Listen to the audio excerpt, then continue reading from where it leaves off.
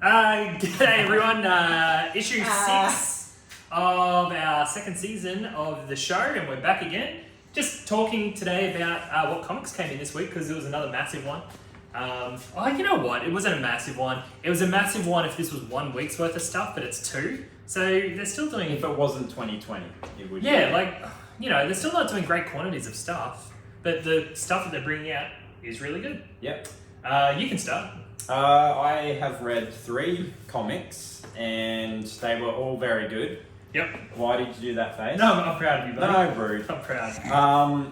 First one I'll talk about is the one that everyone was waiting for, the Rorschach comic. Yep. And this came out as well, the complete Doomsday Clock, which is very nice. You do that one first, because I've got a few things I want to say about that. Okay, well, this one, I'll be quick. It was obviously issue 1, so there's not a huge amount of stuff in it, but it makes me want more. To me, it feels like a continuation of like the TV show vibe. Yeah, there's a little few things that almost you could connect to the show, so I guess... Yeah.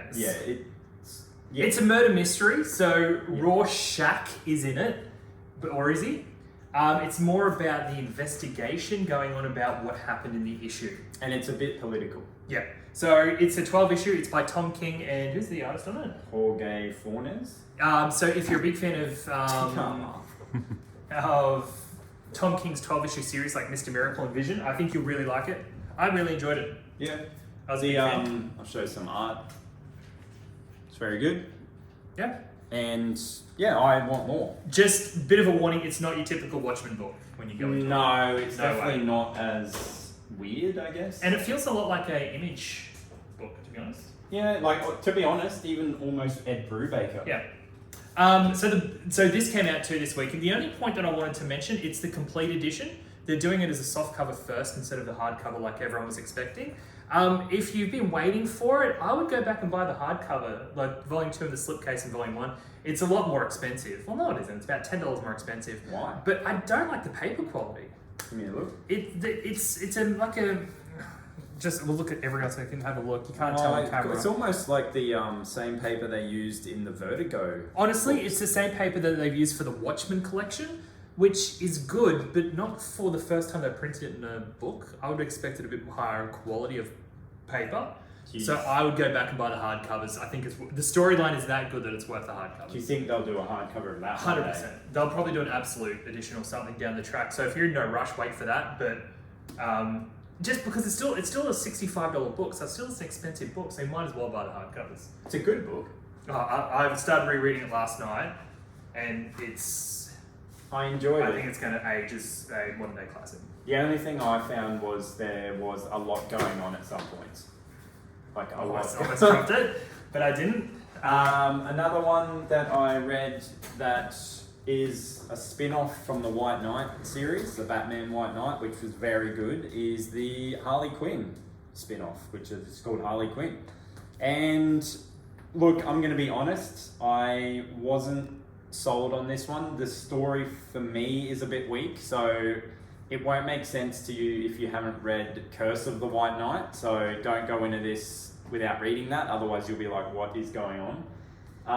Is it very Harley-centric? Oh, 100%. It's all about Harley and how she's dealing with...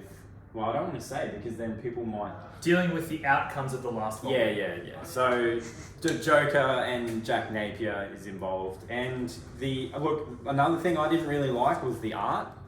Ooh. Yeah, Professional. Well, for me, it was a bit...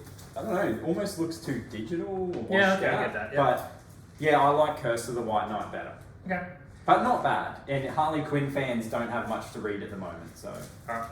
So I'm going to talk about these two back to back, Amazing Spider-Man 50 and Batman 101, just because Sorry, you said back to back. Just because last time when we talked about Amazing 850 and Batman 100, I did them back to back. And the reason why I think it fits this week is my complaints last issue was I didn't feel like I was getting a start or of a storyline or something that was fresh to the reader, and these ones really were fantastic. So we finally have a resolution in Amazing Spider-Man 50 about who the main bad guy has been for the last 50 issues.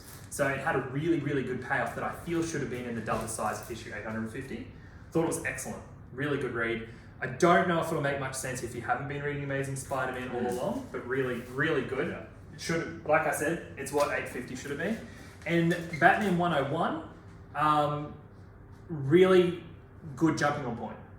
Okay, so it is almost a restart? Like, not a restart, but but fresh story? Yeah, so Batman and Bruce Wayne are in a really new position thanks to Joker War, and this kind of starts it all off, and I think it's a perfect jumping on point.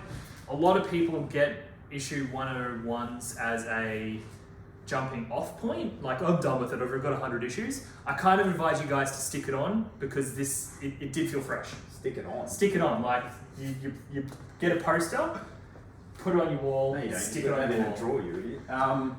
The one I read was the new Rick Remender comic, The Scumbag, and it was actually very funny.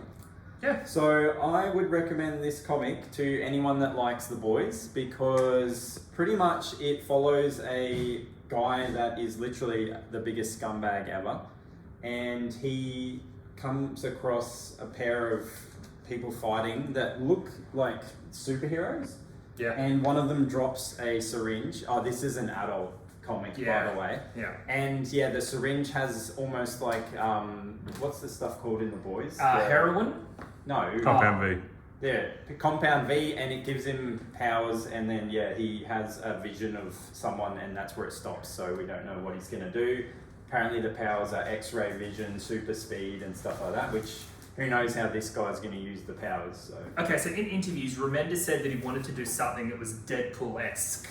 Do you feel that? Yeah, the character's he's just silly. Like Okay. it's silly humor, so it's entertaining. I found it very funny. Yeah. Another couple that I wanted to mention, the new issue of Death Metal. You guys are really disliking this, by the way. Sales Yeah. are half of what they were for issue 1. I'm not minding it as much because it feels as silly as what they normally do with these series, but this is the issue where I felt finally we're getting a resolution to everything Snyder's done. Have you read any of the spin-off ones like Robin War or? I have, because I'm a big fan of that kind of like short story books, and I like them more than the main series, to be honest. But this feels like Snyder's actually going to run up a storyline for the first time in his life.